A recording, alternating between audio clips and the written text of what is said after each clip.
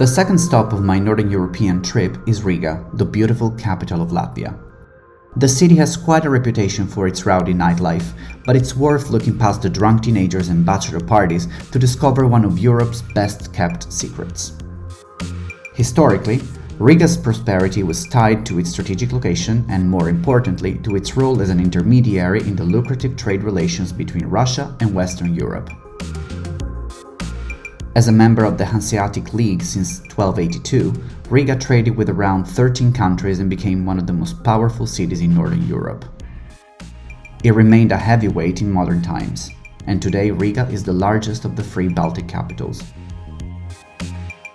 I realize how attractive this city is from the very first second, as I go for a morning walk around the old town. A lot of the area was destroyed during the war and rebuilt in the years following the end of the Soviet occupation. Take the iconic House of the Blackheads, for example. The original building was built in the 1300s as a gathering place for various public organizations in Riga and was destroyed by German bombs in 1941. Its name refers to the fact that in the 17th century, the building became the seat of the Brotherhood of the Blackheads, an association of young, wealthy and unmarried merchants who had a big influence on the city's management.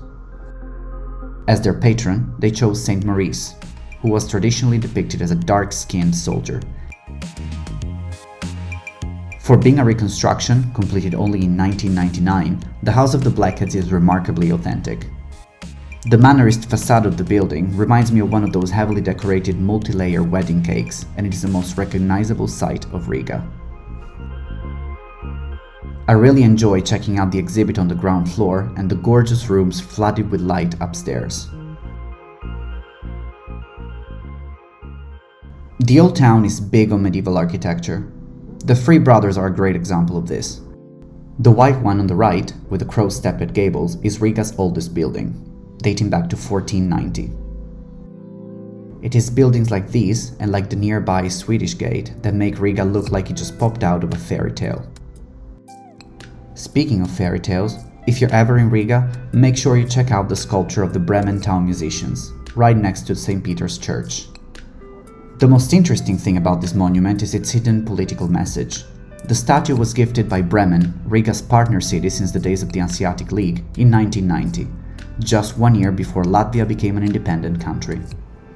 The animals in the statue are said to be looking not at the bandits, like in the tale, but at a brand new world through the crack in the Iron Curtain made by Mikhail Gorbachev's perestroika. After a nice lunch in a restaurant by the statue, I visit St. Peter's Church and head up to the top of its 123-meter tower, the best place to appreciate the beauty and size of Riga from above.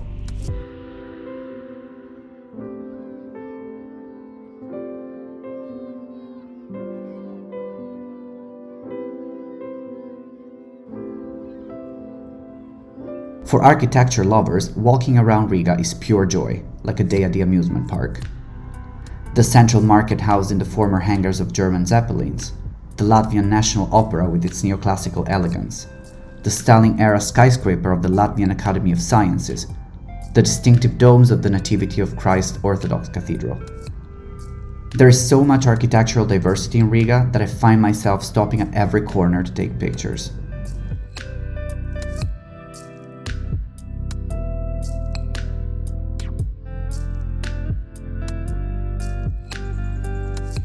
But as far as architectural heritage goes, it is Art Nouveau that takes center stage here.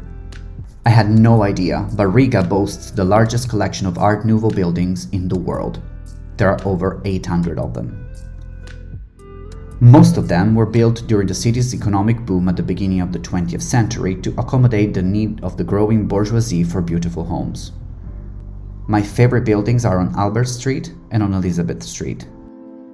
On Elizabeth Street, don't miss numbers 10A and 10B, works of Mikhail Eisenstein, who was nicknamed Riga's Gaudi.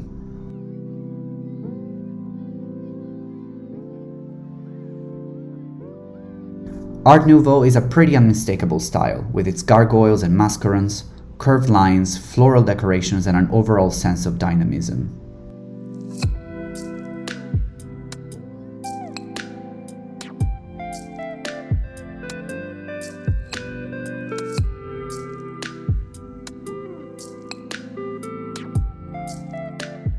Hints of Art Nouveau are also visible in one of the most unique sites in town, Cat House. According to the legend, the tradesmen who built it decided to place the statues of two angry cats on top of the building's turrets after the Great Guild, located just across the street, failed to accept them as members. After a lot of sightseeing, I decided to spend what's left of the day roaming around Bastion Hill Park, a peaceful green space built along the city canal right at the edge of the old town.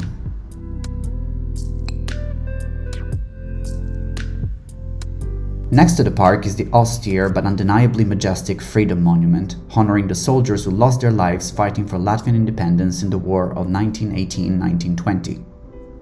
And a couple hundred meters from the monument is the Lima Clock, a popular meeting point for locals, and next to it, a huge Riga sign that seems to be quite popular with the tourists. For my last sunset in Riga, I head out to the riverbank.